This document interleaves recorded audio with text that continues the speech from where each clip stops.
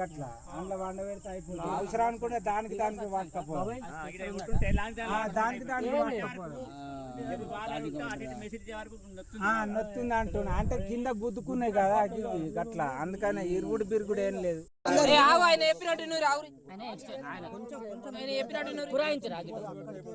ఆయననే చెప్పుకున్నాడు. Okay okay మంచిగా ఆయననే చెప్పుకున్నాడు. ఉంటాడు నీకు సపోర్ట్ ఉంటాడు, అర్థమవుతుందా? నీకు సపోర్ట్ ఉంటాడు, నీకు ఏం కాలేదు, నీ నువ్వే కాళ్ళు జరిపినావు. ఆనపాట గ్రామం కొత్తకొండ శ్రీనివాస్ అని మా తమ్ముడు కింద పడ్డాడు, చెట్టు వెనుక జారి. సమాధానంగా మాకు ఏదైనా కానీ మేము గ్రౌండ్లో ఒక 50-60 మంది ఉన్నాం.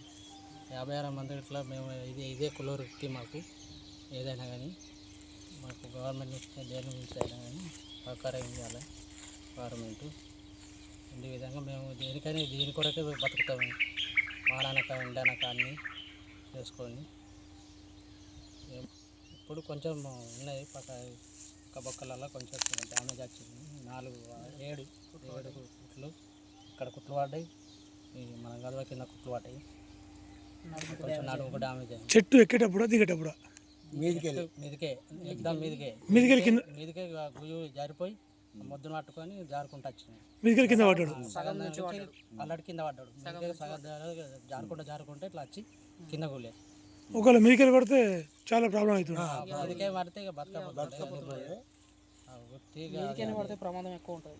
ప్రభుత్వం నుంచి అందరూ సహకరించాలి, దయచేసి ప్రభుత్వం నుంచి మాకు సహకరించాలని చెప్తున్నాం. మేము బాగా కష్టపడతాం. మా జీవనోపాధికి అదే, మాకేం లేదు, వేరే ఉద్దేశాలు మాకేం లేవు. మాకు అదే కావాలి. మా కోరికలు మాకు ఎల్లకాలం మన్నించాలి. గవర్నమెంట్ కానీ ప్రభుత్వాలు ఏ ప్రభుత్వం ఉన్నా మాకు సహకరిస్తారని మాకు మన్నిస్తున్నాం, కోరుతున్నాం.